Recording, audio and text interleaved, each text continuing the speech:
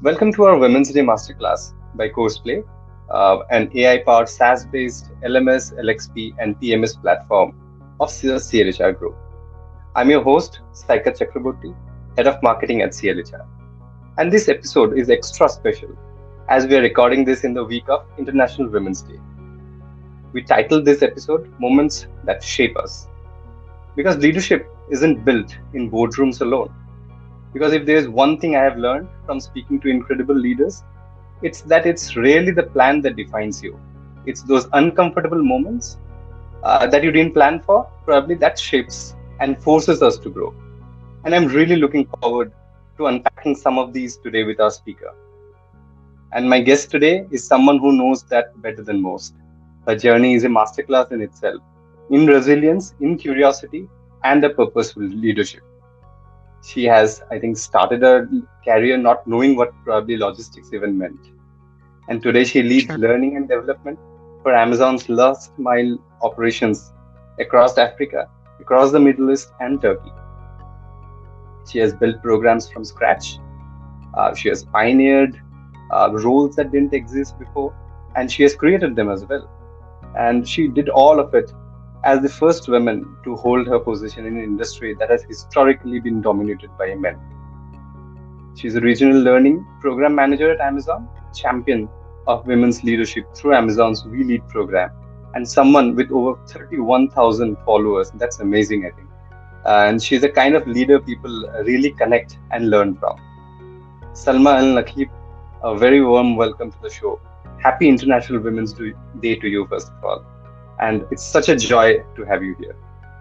Thank you so much. Well, I love the introduction. I feel like I'm blushing now and had the flashback of all the past years. It's amazing to be here.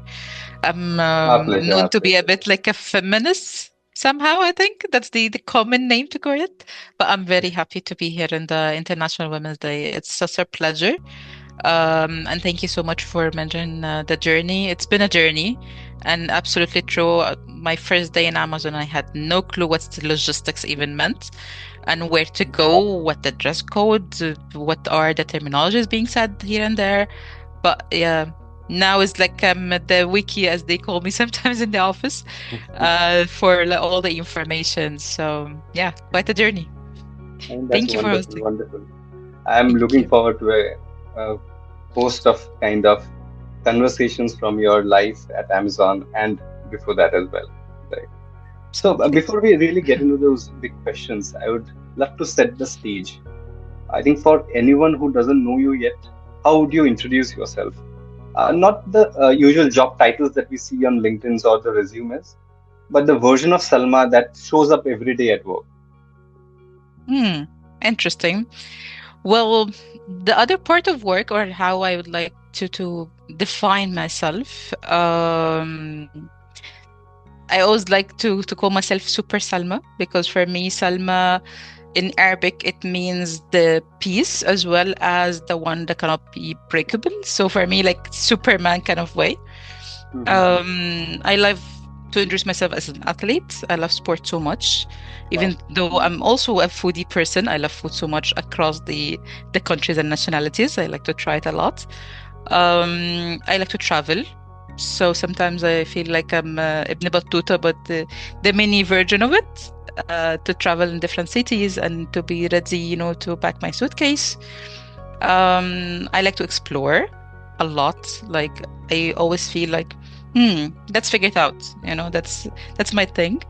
So yeah, I feel like the norm, but in a different way. That's how Wow. I would like to see myself. So Yeah. how many countries have you visited, Salma? Not so many so far. Sorry. My first travel was China. Then it was KSA, UAE, oh, sorry, UAE and then KSA, US, and finally it was Turkey. I just came back 2 weeks, I think, back. Yeah, Wow. these are the Nice, nice, mains. Yeah, nice. so the east and west and north and south somehow. Wow. But I yeah, love that. I love that. Yeah, and thank you. that probably brings me to something I've been curious about because your journey has a lot of firsts in it, right? And Yeah. firsts don't really happen by accident. I think, Salma, there must be a particular moment, meeting, probably a project, or even a conversation, probably that really significantly probably impacted you, or the way that you think or lead or make decisions? Anything that you can kind of share with our viewers here? Yeah. Well, a moment that I always feel like it's changed part of me thinking of the first.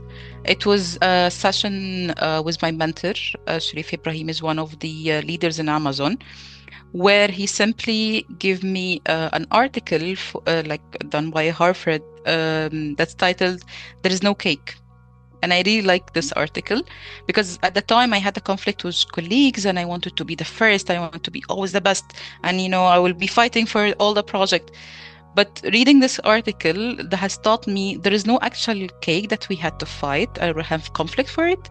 I just need to build my own bakery. And I always say this like, I will not fight someone or like, challenge someone to take a project from a colleague or something like this, but I will give my own flavor to the work to bring what actually can solve the issues, can solve the business. And honestly, I'm lucky to work in Amazon because it's huge organization where I can explore and have a huge exposure across the regions, especially in my role in learning, where I learn like literally from east and west and north and south, all over the globe, from different colleagues, from different departments. So that shaped or was the starting point where I'm no longer conflict about this. On the contrary, I love to bring ideas and I led or guide other team members to do it or other functions to do it. So to solve the actual issue and not to focus that this is my cake and I'm the only one who will eat it. So yeah, that's I Yeah, think that was the start. It was back when I was in L3 and it was back I believe in 2021. So yeah, it feels like a long time and it still yeah. feels like yesterday. So So, yeah. did you see it as a defining moment as it was happening, or only in hindsight? I think a little bit after it, the impact of the moment, like at the moment, I felt like, okay, that's a nice thought, and let me work on it.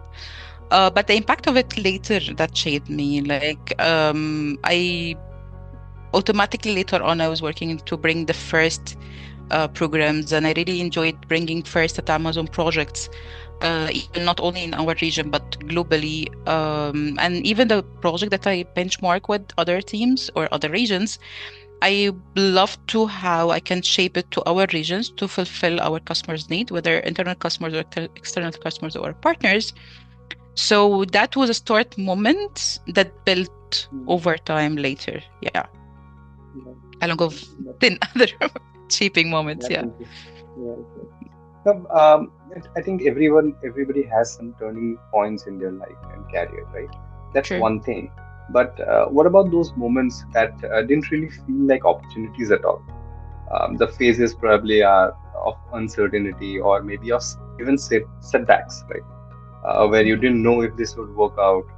So, can you really share one of those with us, if you remember or recollect anything, and tell us what role probably learning, since you are into that, really played in helping you navigate? Yeah. Well, to be honest, part of working in Amazon and having day one every day for like I think past 5 years and more had taught me or shaped in me that to challenge the unknown. Like because there is always be something that I don't know. Mhm. There's always gonna be new project that I don't know about it. I think one of the top things that I would remember is actually now the things that I'm technically the SME for it. So back in the time, I had no idea what's Articulate 360, what's structure designing, what's e-learning tools and authoring tools. Even with Courseplay, I didn't know what's the platform at the time. Like, how can I use it? How can I navigate it? So at this point, I reached out, and I think the best solution always is actually to reach out. I reached out to mentors, and they were in totally different region and totally different business lines. I remember at the time my mentor was from US working for Amazon Fire, and she supported me with understanding what's articulates, give me tips and tricks. Also, the team from India helped me with the content. So step by step you build your knowledge like with the support of mentors with trying out Experiential learning as well is very, very useful. Like, you do not be afraid of doing mistakes. It's okay. Let's do mistake. Let's try. Let's learn, and so on. And I think also the launching of countries. At the time, we were launching Amazon in Egypt. It was a huge challenge. The entire country was on fire in a way that we have to launch Amazon instead of Suit.com and transfer the entire logistics tools. That was a challenging point that I had no idea that the new tools or the systems.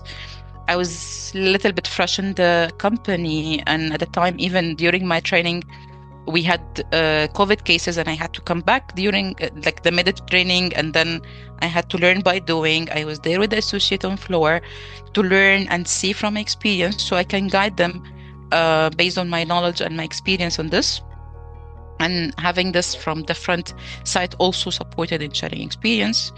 And I think even like that, I would give the gratitude, of course, to my manager, learning how to transfer how you're looking to the business. I remember at the time I had an Excel sheet that I had to copy paste like 100 of rows for the DA performance and all, and our delivery associates.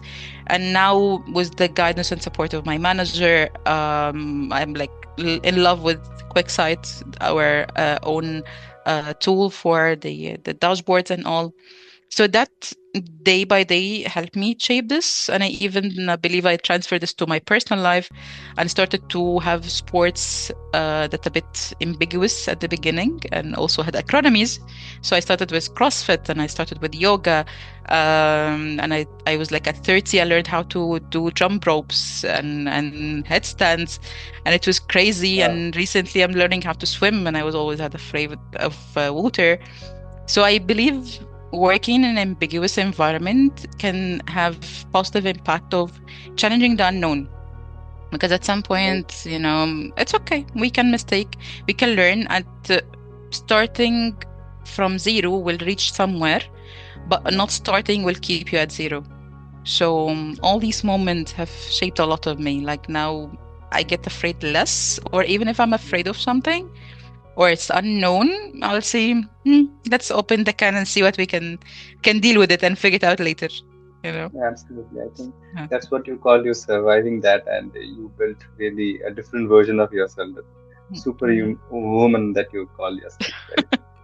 Thank you. I think, and that's the difference probably between resilience and growth, right? Mm.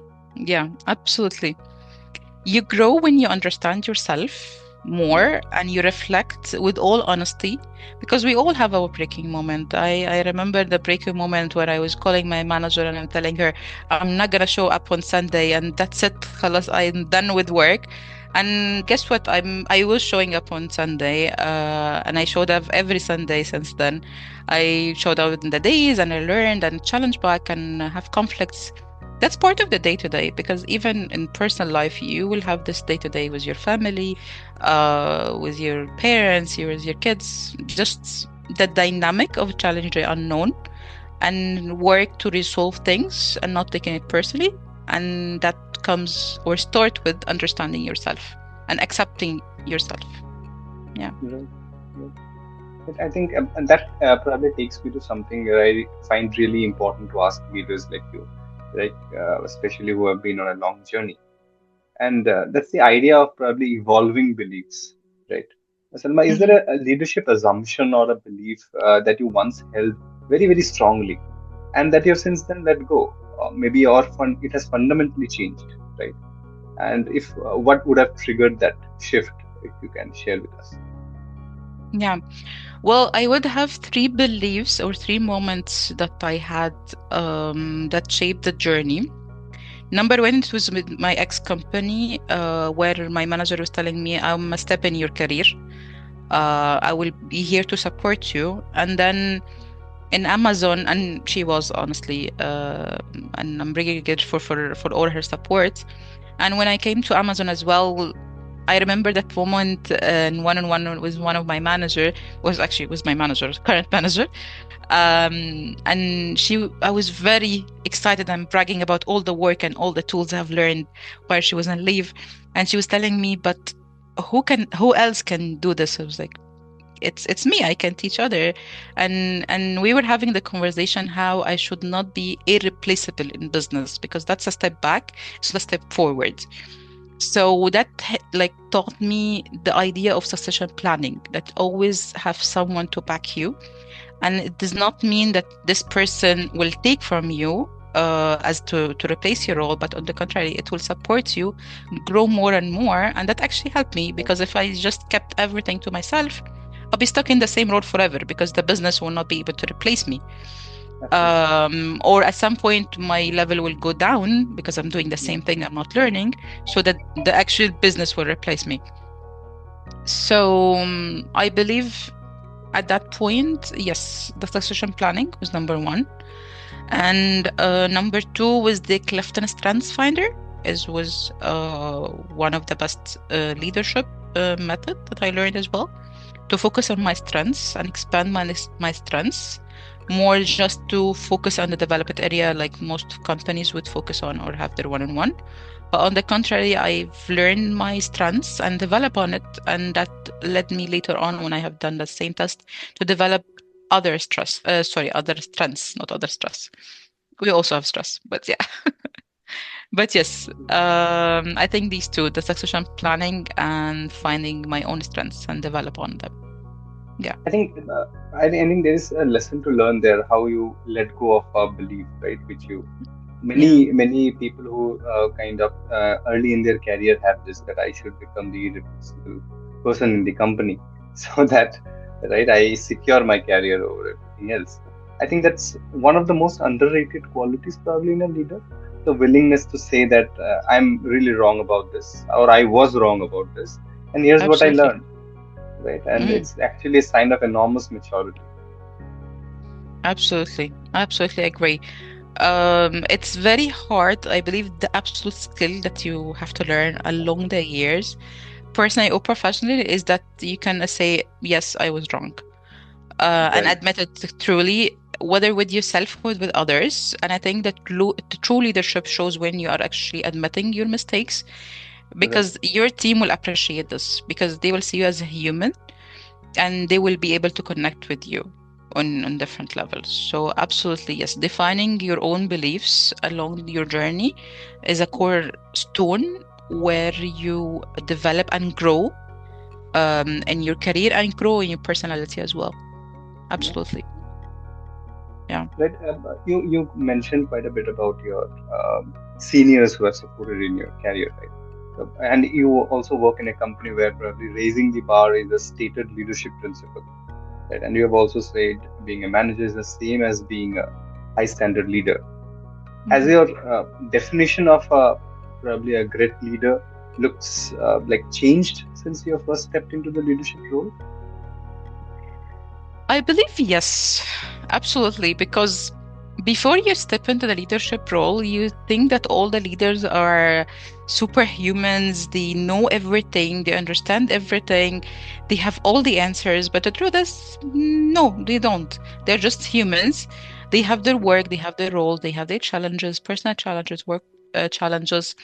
They tried their best to be there for their teams, and appreciate their team, fight for their teams. And they have also diversity and variance. Not everyone will have the same style. Not everyone will have the same characters. Everyone have their own triggers, whether positive or negative. So thinking of the leader as a human and connecting on also human level with my team. Like I always love to appreciate my team, lead by example with them. Sometimes I do it right, sometimes I'm not doing it super right. But I always try to learn and listen carefully what they are saying, their cues, what is the best for them, how this work for them, what can make them comfortable so they can give me the best output for the business, and also for them to develop and grow. Same like I was given the space for my leaders, whether my direct managers, cap managers, senior leadership, to build a ground for mutual respect and teamwork, not just the shiny look of this is the director and this is the senior leader and so on in Amazon. Honestly, I loved the fact that you will find directors and very senior leaders, handshake with the associates, communicating with every level with the same respect and same positive attitude, and listening to them and learning from them, admitting their mistakes as well, and sharing the journey all the time, in different aspects. So that shaped how I would see the leadership of from a human and people perspective, and also see the performance and the business hand in hand, not focus only on the performance or only on the leadership, and focus more on the role that you are performing more than the level that you are holding.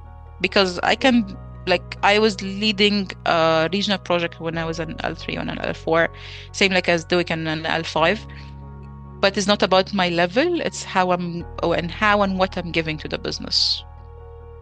So, Absolutely. yeah, thank you. Absolutely.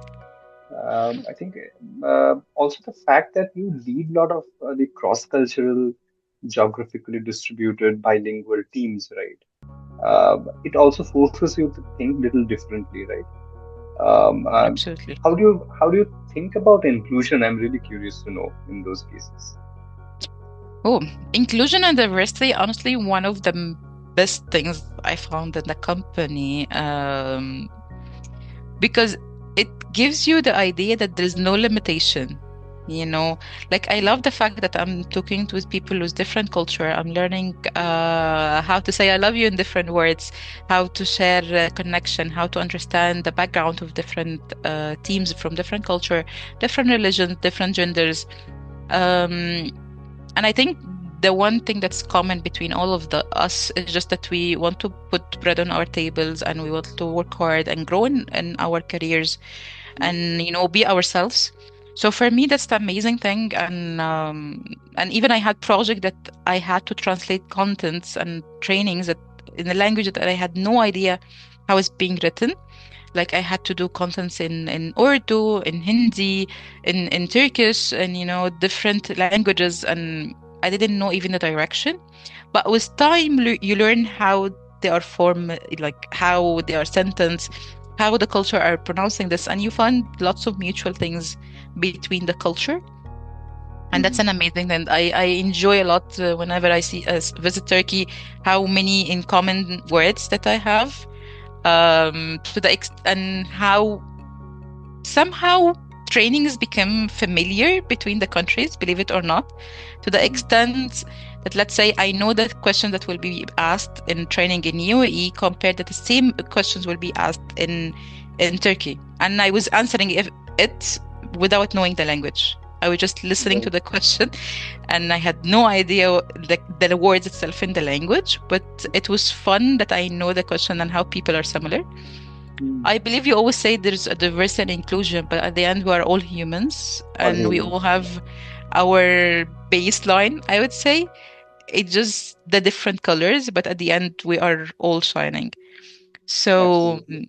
diversity and inclusion is an amazing thing. And also, one of my favorite parts in my role is the community activities, because you see how you are sharing kindness with people that you do not see, you do not come across, but it will change something in you, and it's also changing other people's life. Like one of the recent activities that I extremely enjoyed with my team, is that we held in our business meeting, the annual meetings where everyone should be, putting the roadmap.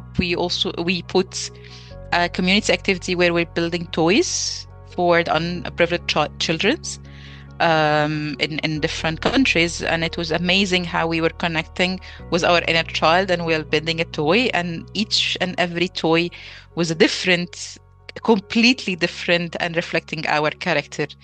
So it's Right. amazing how a workplace can turn into a tool that you can use to do volunteering work, that you can connect with other people, and you can travel. So, yeah, that's how you build the best place to work, and Earth's Absolutely best right. employer as well. Right. Yeah, Right. I think at the base level or core level, we are all humans and we all connect with that absolutely. humanness. right? Yeah, And I think let's go a little bit deeper into this. And of course. since your scale that you operate and probably across digital, physical learning environments and organizations we know that are facing rapid change with, of course, the undeniable AI and Of hybrid course. works, the shifting workplace dynamics or demographics, right? How do you Mhm. constantly or consciously rather foster a culture of continuous learning? And probably Mm, what does capability building mean to you in 2026? absolutely. Okay. First, with continuous learning, I believe the true leadership in that point is building a vision first. Because if your team is engaged in your vision and Yeah, knows what the direction is, they will go with you, and with building your trust with them, building appreciation, mutual appreciation and respect, they will follow when what you lead and follow by example.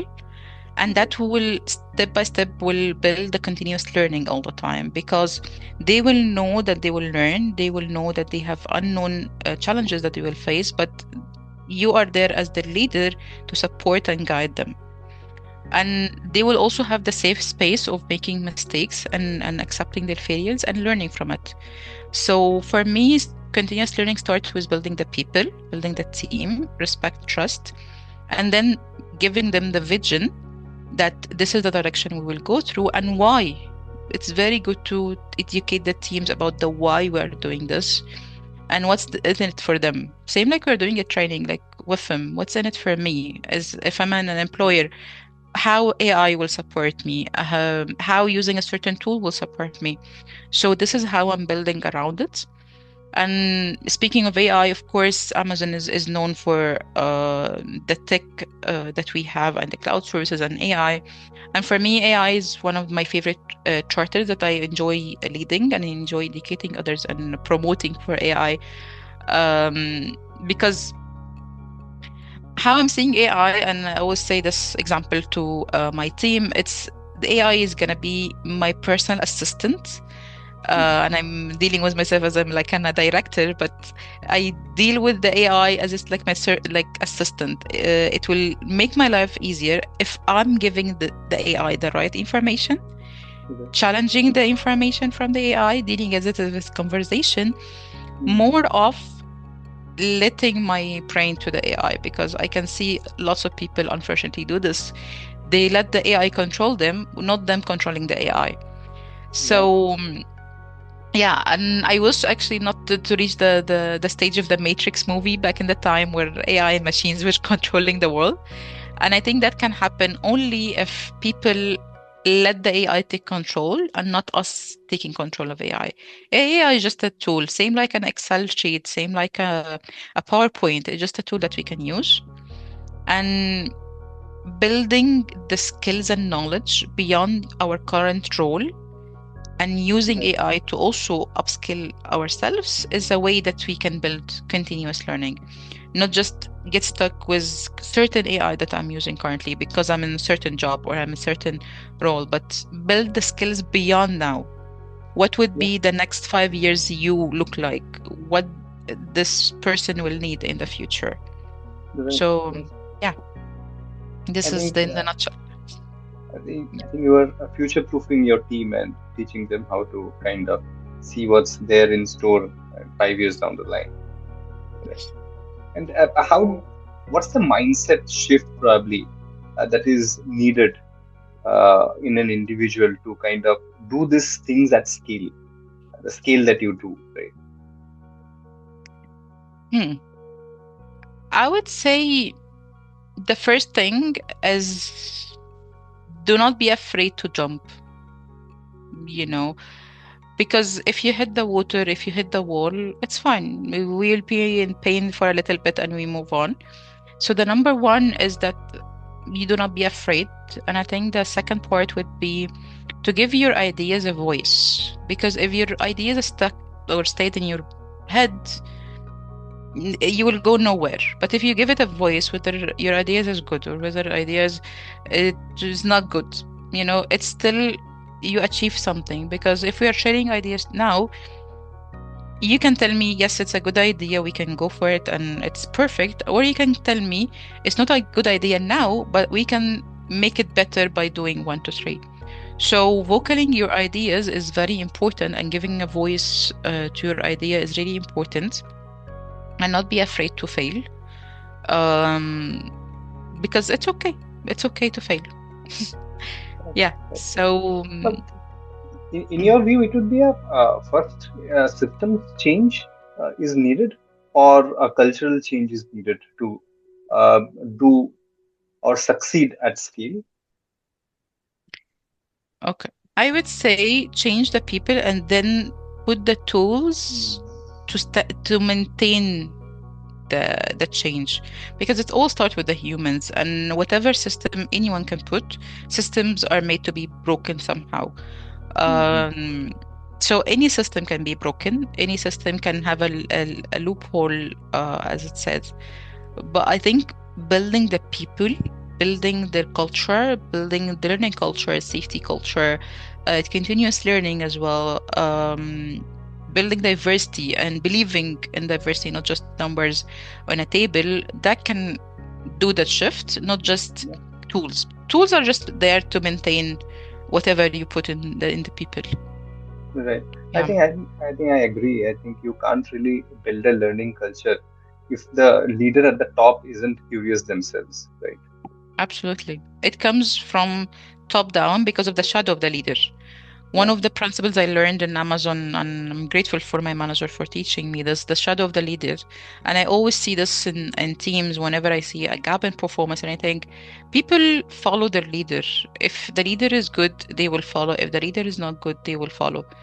And they will mimic it in a way or Yeah. another. They can have different styles from like different manager, but once they are under your leadership, they will follow what you have. Mhm. Of course, there is like a few here and there, like layouts, whether very positive, very negative, but still the majority will follow the same leadership. So always reflect from yourself. If I'm a leader and I want my team to learn how to do analytics, then I myself have to learn how to do analytics. Otherwise, I will be telling them it's very easy, but it might not be easy to them Yeah, because I'm not speaking from truth and I'm not speaking from experience. So absolutely. yeah, absolutely. Leading from the front, right? Yes. I think, Salma, we are here because of International Women's Day, and I would be remiss if I didn't ask you this directly. Right? You have broken ground in a logistics world that is historically male dominated, and you have Thank you. participated in and championed programs specifically designed to elevate women. Now, looking back, what defining moments shaped your confidence as a leader, as a women leader in this? Right? And what would you say that emerging women leaders who are still finding their voice? What did you say to them? Well, first, that they need to give the voice to themselves. They should not be waiting for someone else to give them the voice. Second, don't be afraid or hesitant that you be called crazy. It's okay. You can be crazy. You can be called, a woman, hormonal, or whatever. It's okay. People can put all the labels they can put, but you are defining your labels. You are defining the respect. You're defining the control. You are defining the space that you are giving to others to control your thoughts. So along the year and the years actually in my journey and my career, I think step by step I learned that I don't have to be everyone's cup of tea. It's okay that people will challenge back. It's not personal, it just they are challenging the role or the action that I'm leading, and it's absolutely fine and positive to have this kind of a challenge. All I need to do is to lead and perform my role with professionalism, with kindness and respect to others and everyone with different culture, and understand the points from their point of view and the challenges, and try to solve it from their point of view as well, and share with them my point of view, and absolutely vocal my thoughts. And I always love to say this to my team and myself: vocal your thoughts, because if my thoughts stayed in my head, again, no one will listen to it except myself, and it will stay there, and maybe 2 days later someone else will bring the same idea, and I will be missing the chance of learning something different and experience this idea. So for all the women there, you have your voice, you use your voice, and you do not wait for others to use it for you or give you the space. And one other thing that I kind of like and hate sometimes is the idea of a woman in leadership. I believe leaders are leaders. It's not about the gender. So I don't Yeah. always agree with the idea of defining myself as a woman leader, but I define myself as a leader. Because at the end, we are defined by the leadership styles that we're doing. We are defined by what actions are we taking, but not just with our gender. I can use my gender creating my own identity or how I'm dealing with the, the actions and challenges, but I do not let it control that it is my entire identity, because we are a mix of different things. And we don't go around and say there is a male leader in any organization. Yeah. So as well, don't let the labels of you are a woman, you will not be able to do it, define you, because I traveled a lot and it's not that common with people or women. I worked in night shift and it's not that common as well. Um, but what's common is that you're a leader and you build your career. That's it. Okay. You know. Yeah. I think that's quite defining for a lot of people, and I'm sure they will take back a lot from that. Right. One thing that probably this reminds me of something that you did in Amazon some time back about that We Lead program, right? Yes. You navigated different versions of that same journey. Many people along with you, all the leaders uh, together. Anything that you take back or still carry with you till date? Mm, that was quite a journey. Okay, maybe I can give a little bit of background about the program. So the We Yeah, yeah, Lead absolutely. program is women in leadership program that was specifically created for the female leaders in role of L4 and L5. So middle management to upscale to the senior roles to increase the talents and capabilities of the women in leadership. So, looking back at this program, it taught me a lot because having a support system of women around me, it was amazing. Cross culture, cross religions, cross work background. I was the only one from learning team. Everyone else was different teams. So it was really amazing to interact with such diversity in the talents at the time. And even the activities that we have done, it was amazing. Learning how to write professionally, learn how to lead and start leading from ourselves and leading organization and leading the business and our teams as well. Different activities that we had so much fun and like laughter yoga, or we are doing aqua biking or toy making. That was absolutely activity that I really loved, and I took it. Still, it was pride, as I always say, to my team as well. So reflecting back on this, it was amazing, and all the senior leadership that we had in our connects and our trainings across the globe, directors from PXT, directors from operations.